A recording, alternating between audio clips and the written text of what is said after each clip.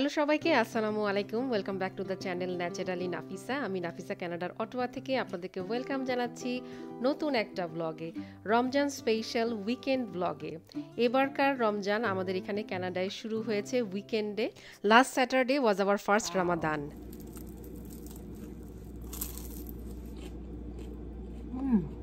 এবার ঠিক করেছিলাম কোনো ফ্রোজেন ইফতার রমজানে প্রিপেয়ার করব না, বাট তারপরও করব না করে দুই একটা ট্রাই করে ফেলেছি।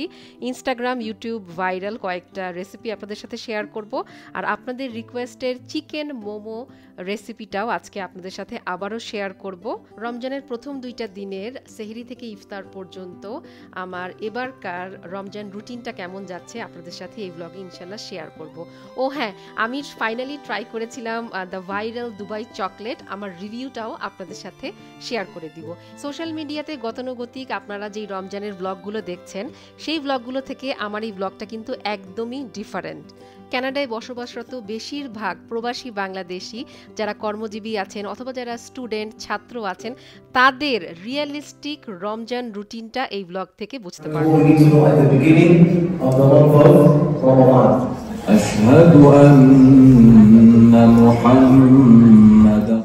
রোজা নিয়ে, রোজার মাস, ঈদ নিয়ে আমার ছোটবেলা থেকে কয়েকটা মজার মজার গল্প আপনাদের সাথে এই ব্লগে শেয়ার করব। যারা আমাকে নতুন দেখছেন, আমার চ্যানেলটা প্লিজ সাবস্ক্রাইব করবেন। ইউটিউব, ইনস্টাগ্রাম, ফেসবুক সবকিছুর আইডি সেম, ন্যাচারালি নাফিসা। কয়েকটা দিন আগে থেকে ব্লগটা শুরু করছি। তো এইবার রমজান উপলক্ষে আমি নিজেকে গিফট করেছি এই সুন্দর পাতিলের সেটটা। আমার অনেক প্ল্যান ছিল এবার রমজান নিয়ে। আমি ভেবেছিলাম যে আমার কিচেনটা, তারপরে আমার লিভিং রুমটা আমি একটু সুন্দর করে রমজান ডেকোর দিয়ে সাজাবো, অ্যান্ড আমি সুন্দর সুন্দর ছোট ছোট ভিডিও শেয়ার করব, ফাঁকিবাজি রেসিপি শেয়ার করব।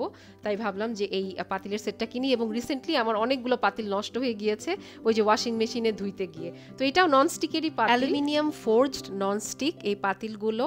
তো সাইজগুলো একদম পারফেক্ট, স্মল টু মিডিয়াম, মানে ফ্রিজে রাখতেও খুবই সুবিধা হবে, এবং অফকোর্স ব্লগে তো দেখতে খুবই সুন্দর লাগবে। তো আমি এই জন্য নিয়ে এসেছি। আর দেখেন সেম সেটটা ব্ল্যাকের উপরও আছে।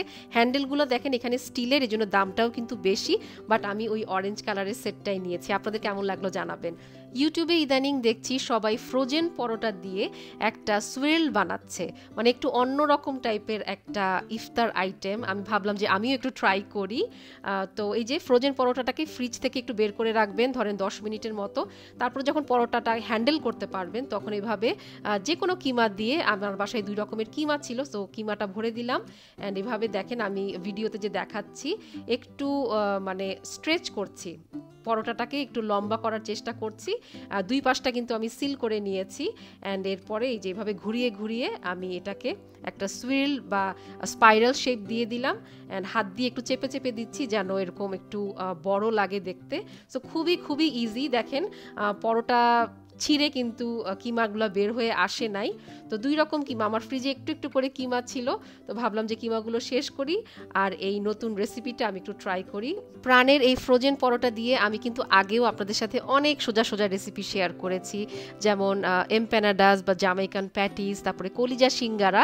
অনেকগুলো এরকম সোয়েল বা স্পাইরাল প্যাটিস বানিয়ে ফ্রিজে আপনারা রেখে দিতে পারেন, ফ্রিজারে, ডিপ ফ্রিজে, অ্যান্ড দেন একটা একটা করে বের করবেন আর এয়ার ফ্রাই বা বেক করে খেতে পারবেন। তো এয়ার ফ্রায়ারের টেম্পারেচার অ্যান্ড টাইমিং আমি স্ক্রিনে দিয়ে দিয়েছি। তো আলহামদুলিল্লাহ অনেক মজা হয়েছিল স্পাইরাল প্যাটিস বা সুইরল এই প্যাটিসটা। এগুলো কিন্তু এখানে দোকানে কিনতে পাওয়া যায়, মেট্রোতে, তারপরে ফ্রেশ করতে দেখবেন যে বেশ ভালো দামে ওরা এগুলো বিক্রি করে, এবং ওরা ভিতরে স্পিনাচ বা চিজ দিয়ে দেয়। তো আমি একদম কিমা দিয়ে বানালাম। আমি সেহরিতে খেয়েছি চায়ের সাথে, টক দইয়ের সাথে, মানে অনেক মজা লেগেছে আমার কাছে। আর আপনি যখন এটা সার্ভ করবেন, কেউ না বুঝবেই না যে আপনি এত সহজভাবে এটা বানিয়েছেন। ইনস্টাগ্রামে সিমিলার একটা রেসিপি দেখেছিলাম, ওরা এটাকে কাচড়ি বলছিল, ওরা স্পাইরাল শেপ দেয় নাই। এখন আপনাদেরকে দেখাচ্ছি চিকেন মোমো রেসিপি। তো এখানে আমি নিয়েছি চিকেনের কিমা, তারপরে কিছু সবজি নিয়েছি, একটু বাঁধাকপি, একটু গাজর, তারপরে কাঁচামরিচ, তারপরে ধনে পাতা, এবং একটু নিয়েছি সবুজ পেঁয়াজ, মানে স্প্রিং অনিয়ন। এরপরে দিয়ে দিলাম আদা রসুন পেস্ট, অ্যান্ড এখানে আমি ব্যবহার করেছি মশলার মধ্যে লবণ, ব্ল্যাক পেপার, তারপরে সয়া সস অ্যান্ড একটু ভিনেগার। তো এই তো এগুলো সব কিছু আমি সুন্দর করে মেখে নিব। আর এই যে দেখেন মোমো আমি বানিয়ে ফেলেছি। এটা আমার অনেক প্রিয় একটা আপু, শারমিন আপু। আপু আমার ব্লগ দেখে, তো বলেছিল যে নাফিসা তুমি আবার মোমোটা শেয়ার করবা। সুপার স্টোর থেকে আমি শীটগুলো নিয়ে আসি, এগুলো রেডিমেড শীট, মাত্র $2 36টা শীট আপনি পাবেন। তো জাস্ট কিছুই না, একটু পানি দিয়ে দিয়ে সিল করবেন চারিদিকে, অ্যান্ড তারপরে আপনার পছন্দ মতো শেপ দিবেন। তো আমার মোমোর শেপগুলো আসলে এরকমই হয়, সো প্লিজ এক্সকিউজ, বাট এটা খেতে খুবই মজা। আমি তো স্যুপের মধ্যে 2-3টা ছেড়ে দেই। এই মোমোগুলো স্টিম করে অথবা ভেজেও কিন্তু আপনারা খেতে পারবেন। রোজায় একটা ইফতার আইটেম হিসেবে এই স্টিম বা ফ্রাইড মোমো কিন্তু মানে খারাপ না, কি বলেন আইডিয়াটা? আপনারা ট্রাই করে দেখতে পারেন। যদি ঝাল বেশি পছন্দ করেন, একটু চিলি সস বা কাঁচামরিচের পরিমাণটা বাড়িয়ে দিবেন। আমি কোনো চিলি সস ব্যবহার করিনি। তো এখানে মোমোগুলো আমি যেভাবে ঢেকে দিলাম আরেকটা ফয়েল পেপার দিয়ে, দেন আমি ফ্রিজারে, ডিপ ফ্রিজে রেখে দিব, অ্যান্ড দেন যখন বরফ হয়ে যাবে একটা জিপলক ব্যাগে রেখে দিব। এখন আমি সেহেরি খাবো, আমাদের প্রথম রোজার সেহেরি। তো এবার রোজায় আমার তেমন কোনোই প্রিপারেশন নাই, কারণ মনটা অনেক খারাপ ছিল। তো রোজার কয়েকটা দিন আগেই আব্বুর শরীরটা অনেক বেশি খারাপ হয়ে যায়। তো দেশ থেকে যখন এরকম খারাপ খবর আসে তখন অনেক টেনশন লাগে। আর রোজা কিভাবে রাখবে, তারাবি নামাজ কিভাবে পড়বে, এরকম টেনশন করছিল। কারণ আব্বু মানে তাকে থামানোই যায় না, সে তারাবি নামাজও পড়বে, সে রোজাও রাখবে। মানে শরীরটা যতই খারাপ হোক, ডাক্তার যাই বলুক। তো ডাক্তার চেঞ্জ করতে হয়েছে ইমিডিয়েটলি। তারপরে কয়েকটা ফলো আপ দেওয়ার পর আলহামদুলিল্লাহ আব্বু আম্মু এখন সুস্থ আছেন, তারা রোজা রাখতে পারতেছে। তো আপনারা সবাই আমার আম্মু আব্বুর জন্য দোয়া করবেন, আর সবার জন্য সবাই দোয়া করবেন যেন আমরা সবাই সুস্থ শরীরে রোজা রাখতে পারি, বেশি বেশি নামাজ পড়তে পারি, তারাবির নামাজ পড়তে পারি। সবসময় আসলে তারা এটা পড়ে আসছে। তো মানে রোজা হলো আমাদের মুসলিমদের জন্য একটা সেন্টিমেন্ট, অফকোর্স মানে রাখবো, কিন্তু আসলে শরীরেরও খেয়াল রাখতে হবে। আল্লাহ কখনো বলে নাই যে নিজের শরীরকে কষ্ট দিয়ে আপনাকে রোজা রাখতে হবে, না, এটা বলে নাই। তো আজকে আমি রান্না করেছিলাম আইর মাছ। আমি সব সময় ফার্স্ট সেহেরিটা একদম ওই দিনই রান্না করি, ফ্রেশ রান্না করি, এবং একটু বেশি করে রান্না করেছি যেন আগামী কয়েকদিন আর রান্না করতে না হয়। তো আমি টমেটো দিয়ে আইর মাছ রান্না করেছিলাম, আলহামদুলিল্লাহ ভালোই হয়েছে। আর সাথে নিয়েছি একটু গ্রিন টি। আর প্রথম রোজা যেহেতু একটু টেনশনই হচ্ছিল, আমি একটা অ্যাসিডিটির ওষুধ খেয়েছি, তারপরে একটা নাপা খেয়েছি। তো সেহেরিতে বাসায় আমরা সব সময় একটু মিষ্টি জাতীয় খাবার খেতাম, বুন্দিয়া, জিলাপি, অথবা আম্মু অনেক সময় পুডিং বানাতো বা অন্য কোনো মিষ্টি জাতীয় খাবার। তো আমি আজকে নিয়েছি দুবাই ভাইরাল চকলেট, ফাইনালি। তো কার্লিংউড মলে এই দোকানটাতে ওরা বিক্রি করছে। তো এই যে দেখেন অনেক রকমের ফ্লেভার আছে। তো আমি নিলাম সেই ভাইরাল ফ্লেভারটা, পিস্তাশিও ফ্লেভারটা। তো ছোট্ট একটা প্যাকেট, এটার দাম নিল অ্যারাউন্ড আই থিঙ্ক $11 ছিল। তো ওদের সাথে আপনি ইমেইলে সাইন আপ করলে $2 ডিসকাউন্ট দেয়, আদারওয়াইজ এটার দাম হতো মনে হয় $13-14 ট্যাক্সের পরে। তো এই যে আমি নিয়ে এসেছি, এখন আপনাদের সাথে রিভিউটা শেয়ার করব।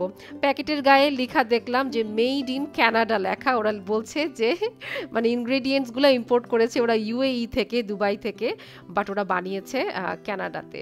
নেভার মাইন্ড, আমরা অ্যাজিউম করব এটাই দুবাই চকলেট, সেই ভাইরাল চকলেট।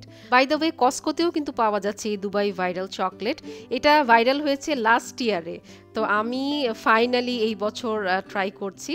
তো এই যে আমি এখন একটু ব্রেক করলাম, উপরে একটু সবুজ সবুজ পেস্টের মতো ছিল, আর এই যে দেখেন ভেতরে এটাই হলো সেই কুনাফা বা খেনাফা।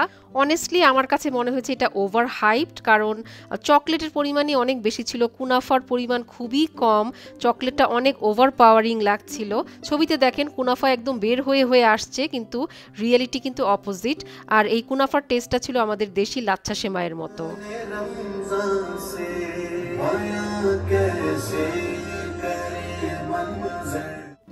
এই সময়ে মক্কা মদিনা শরীফের ইফতারের ব্লগগুলো দেখতে আমার খুবই ভালো লাগে। আমারও খুব ইচ্ছা ইনশাল্লাহ আমিও কোনো না কোনো একদিন রমজানের সময় মক্কা মদিনা শরীফে যাব উমরা করতে। আপনারা সবাই আমার জন্য দোয়া করবেন, আমিও আপনাদের জন্য দোয়া করি। আজকে আমাদের ওয়েদারটা খুবই খারাপ। মসজিদে যাব কি যাব না চিন্তা করতে করতে ভাবলাম যে না, রেডি হয়ে যাই, গেলেই যাওয়া হবে আসলে। তো এই যে দেখেন আমি দেশ থেকে এবার আসার সময় যে আমার ফতুয়াগুলো, আবায়াগুলো প্রেস করে সুন্দর করে দোকান থেকে নিয়ে এসেছি। দেখিয়েছিলাম আমার বাংলাদেশ টু কানাডা ফ্লাইট ব্লগে, আমি দেখিয়েছিলাম। অনেকগুলো কিন্তু আনতে পারি নাই, এখন আফসোস হচ্ছে। যে দেখেন কি পরিমাণ আমাকে ড্রেস আপ করতে হয়েছে। আর এই ব্যাগের আপনারা যদি জানতে চান যে মসজিদে যাওয়ার সময় ব্যাগে কি কি ইম্পর্টেন্ট জিনিস রাখতে হবে, তাহলে আপনারা কমেন্টে লিখবেন ব্যাগ, তাহলে আমি ইনশাল্লাহ আপনাদের জন্য আরেকটা ছোট্ট ব্লগ বানাবো। এই যে দেখেন গত কয়েকদিন ধরে যে বরফ পড়ছে, মানে পুরো বরফের পাহাড় জমে গিয়েছে। এখানে ওরা মানে বরফগুলো পরিষ্কার করে রাস্তা থেকে সরিয়ে রাস্তার দুই সাইডে এভাবে জমা করে রেখেছে। আর ওই যে দূরে যে দেখতে পাচ্ছেন না, ওইটা কিন্তু একটা লেক, অন্টারিও লেক অথবা অটোয়া লেক কিছু একটা বলে, অটোয়া রিভার। তো ওইটাও দেখেন পুরো লেক বা রিভারটা একদম জমে বরফ হয়ে গিয়েছে। তো আলহামদুলিল্লাহ আমাদের মাগরিবের নামাজ শেষ, আমাদের ইফতারও হয়ে গিয়েছে। প্রথম দিন তো একটু হচপচ হয়ে গিয়েছে, আমি ভিডিওভাবে করতে পারি নাই। তো আমাদের এখন ডিনার হয়ে গিয়েছে। মসজিদের খাবার কিন্তু খুবই মিনিমাল থাকে, অল্প একটু রাইস, একটু সালাদ, একটু মাংস, কিন্তু ট্রাস্ট মি এই এতটুকু খাবারই আসলে যথেষ্ট। কারণ আপনাকে প্রায় 3-4 ঘন্টা মসজিদে থাকতে হবে। ইফতারের মানে ডিনারের প্রায় 2 ঘন্টা পর আপনার নামাজ শুরু হবে এবং নামাজটা চলবে 1 ঘন্টা থেকে 1.5 ঘন্টা পর্যন্ত।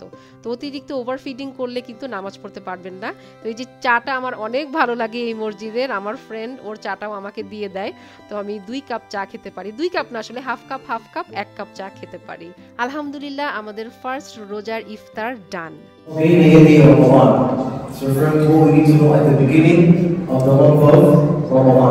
এখানে একটা ইসলামিক লেকচার চলছে, রাতের খাবারের পর প্রায় 1 ঘন্টা এই ক্লাসটা চলে। কোরআন সুন্নাহর আলোকে বিভিন্ন ইসলামিক ভার্স, তারপর হাদিস আলোচনা করা হয়। তো মসজিদে দেখেন এখানে ডোনেশনের ব্যবস্থা আছে, টাচ করলাম তো অপশনগুলো চলে এসেছে, আপনাদেরকে একটু দেখাচ্ছি।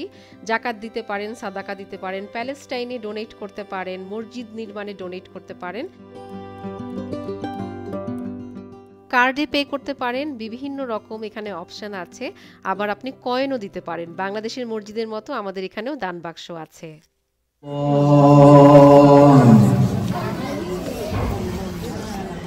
আশহাদু আন্না মুহাম্মাদার রাসূলুল্লাহ। লাস্ট ইয়ারে এই আজানটাও আপনারা অনেকে পছন্দ করেছেন, তাই এই বছরও আমি একটু আজানের ভিডিও নিয়েছি। আজান কিন্তু আমরা এখানে শুনতে পাই না, তো এই সময় এটাও একটা বোনাস। বাসায় এসে 10:30 বেজে গিয়েছে, তাড়াতাড়ি আমি আমার হলুদ চাটা বসিয়ে নিয়েছি। এখানে হলুদ আছে, আদা আছে, অনেক রকম গরম মশলা, সবচেয়ে ইম্পর্টেন্ট হলো দারচিনি আর ফেনাল সিড মানে মৌরি। এটা আপনার এনার্জি বুস্টার এবং ব্লোটিং দূর করবে। খুবই ব্লোটেড ফিল হয় কিন্তু এই রমজান মাসে। তাড়াতাড়ি একটু সালাদ বানালাম, ভেবেছিলাম একটু সবজি রান্না করব, কিন্তু খুবই টায়ার্ড লাগছে। সেহেরির আর কোনো ভিডিও আমি নিতে পারি নাই। আপনারা যদি সেহেরির বা সুহর রুটিন দেখতে চান কমেন্টে লিখবেন সেহেরি বা সুহর। তো এটা পরের দিন আমি এখন একটা বিটরুট দিয়ে সবজি বানাবো। ইউটিউবে আমি গত কয়েকদিন বেশ সার্চ করেছি, দেখছি যে সবাই বিটরুট দিয়ে বিভিন্ন রকম সবজি বানাচ্ছে। যে দেখেন গতকাল রাতে এত দেরি হয়ে গিয়েছে, আমার মানে চাটাও আমি শেষ করতে পারি নাই। তো প্রথমে বিটরুট গ্রেট করে নিয়েছি, তারপরে আমি একটু রসুনের সাথে বিটরুটটাকে সুন্দর করে ভেজে নিলাম। রসুনটাকে ভেজেছি লাল লাল করে, তারপরে বিটরুট দিয়ে ভেজে নিলাম প্রায় মনে করেন 7 থেকে 10 মিনিট। তারপরে একটু লেবুর রস দিয়ে দিলাম। কিন্তু ট্রাস্ট মি বিটরুটের কোনো গন্ধই ছিল না। যেই আমি রসুনের সাথে ভাজা শুরু করেছি, কেমন একটা রোস্ট গন্ধ আসা শুরু করেছে। আমি খুবই অবাক হয়েছি। এরপরে আমি শক্ত সবজিগুলো একটু গাজর আর পেঁয়াজ দিয়ে আরও 2-3 মিনিট সটে করলাম। এরপরে দিয়ে দিচ্ছি আমি ক্যাবেজ, বাঁধাকপি। আমার হাতে সময় একটু কম ছিল, আমাকে মসজিদে যেতে হবে, তাই আমি একটু তাড়াহুড়া করছিলাম। আপনারা সবজিটা মানে ঢাকা খোলা রেখেই রান্না করবেন, তাহলে ক্রাঞ্চি থাকবে সবজিগুলো। খুবই কম সময় লাগে, ইজ জাস্ট লাইক সবজিগুলো কাটতে প্রিপেয়ার করতে, মানে 80% টাইম এখানে আমাদের লাগে জাস্ট প্রিপারেশন করতে। রান্না করতে কিন্তু বেশি সময় লাগে না। আমি একটু ফুলকপি আর আলু একটু ভাপিয়ে নিয়েছি, সেগুলো আমি একটু করে অ্যাড করে দিলাম। এই পুরো সবজিটাতে আমি কোনো মশলা ব্যবহার করি নাই, জাস্ট আমি লবণ ব্যবহার করেছি। ট্রাস্ট মি অনেক অনেক ভালো হয়েছিল।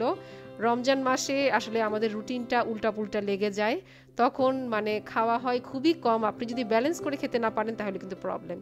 ভাজি হতে হতে যে দেখেন আমি এতগুলো থালা বাসন হাতে ধুলাম, সব কিছু কিন্তু মেশিনে লোড দেওয়া যায় না। মেশিনও অলরেডি আমার লোড হয়েছে, বাসায় এসে পরে ছাড়তে হবে। তো এই যে দেখেন আমার সবজি একদমই রেডি। আফটার 7 থেকে 10 মিনিটের মধ্যে আমি আরও একটু উপর দিয়ে একটু কাঁচা পেঁয়াজ, তারপরে ধনে পাতা এবং কাঁচামরিচ দিয়ে দিলাম। আপনি চাইলে এখানে আরও 1 থেকে 2 মিনিট রান্না করতে করতে পারেন। আমি একবারে ঢাকনা দিয়ে ঢেকে চুলা বন্ধ করে স্ট্যান্ডিং টাইমে দিয়ে চলে গেলাম। আমাকে মসজিদে যেতে হবে, বাসায় এসে ইনশাল্লাহ সেহরিতে আজকে খাবো ভাজিটা। আজকেও বেশ ঠান্ডা, তবে হ্যাঁ এখন উইন্ড নাই, মানে বাতাস যখন হয় তখন আরও বেশি ঠান্ডা লাগে। অনেক সময় দেখা যায় যে টেম্পারেচার 0 ডিগ্রি মানে প্লাস, কিন্তু বাতাসের কারণে ওটা -5 -7 এরকম ফিল হয়। তো আজকে ওয়েদার মোটামুটি স্টেবল। তো ইফতারের জন্য প্রথমে ওরা কিছু ফ্রুটস দেয়, খেজুর দেয়, অ্যান্ড এখানে জুস ছিল, এই যে দেখেন সুফরা বিছিয়ে সবাই সুন্দর লাইন করে এখানে বসে। আর অনেক সময় ওরা মিল্কও দেয়। আর এটা ছিল ডিনারটা হয় মাগরিবের নামাজের পরপরই ওরা দিয়ে দেয়। প্রতিদিন একই রকমই দেয়, ধরেন ঘুরায় ফিরায় মাংস বা কারি আইটেমগুলো একটু চেঞ্জ করে। এডমন্টনেও আমার অনেক মসজিদের ভ্লগ আছে রমজানের সময়। ধরেন আমি যদি বাসায় এরকম ইফতার বানাতাম, তাড়াতাড়ি করলেও আমার 1 থেকে 1.5 ঘন্টা কিচেনে আমাকে কাজ করতে হবে, আবার ইফতারের পর সেগুলো ক্লিন করতে হবে, সারাদিন অফিস করে এগুলো কাজ করে আবার পরের দিনের অফিস। পরে দেখা যায় যে শরীরটা এত বেশি টায়ার্ড হয়ে যায় যে আমি আর আমার মানে নামাজ জিকির আজকার এগুলোতেই আমার আর এনার্জি থাকে না। তো সেই হিসাবে এই মসজিদের অপশনগুলো বিদেশে একটা ব্লেসিং, এবং এটা সবার জন্য উন্মুক্ত। তবে আমাদের সবারই উচিত যার যা সাধ্যমতো ডোনেশন দেয়া মসজিদে, কারণ অনেক ফান্ড লাগে এরকম ইফতার অ্যারেঞ্জ করতে। আমার ভাজিটা আলহামদুলিল্লাহ এত মজা হয়েছিল, আপনারা অবশ্যই ট্রাই করবেন। সবজির কম্বিনেশনগুলোও একদম পারফেক্ট হয়েছে, মানে খুবই ভালো লাগছে। বিটরুটের ওই যে ঘাস ঘাস গন্ধটা কিন্তু একদম নাই। আর এই ঘি ডালটার সাথে যখন মেখে মেখে সবজিটা খাচ্ছিলাম, আলহামদুলিল্লাহ মানে সারা দিনের মানে টায়ার্ডনেসটা চলে গিয়েছে। অ্যান্ড বাসায় এসে ঝটপট কিন্তু এই ডালটা বানালাম। তো এইভাবেই দৌড়াই চলে আমাদের রমজান। কেমন লাগলো জানাবেন আজকের আমার এই রিয়েলিস্টিক রমজান ব্লগটি। বাই বাই, আসসালামু আলাইকুম।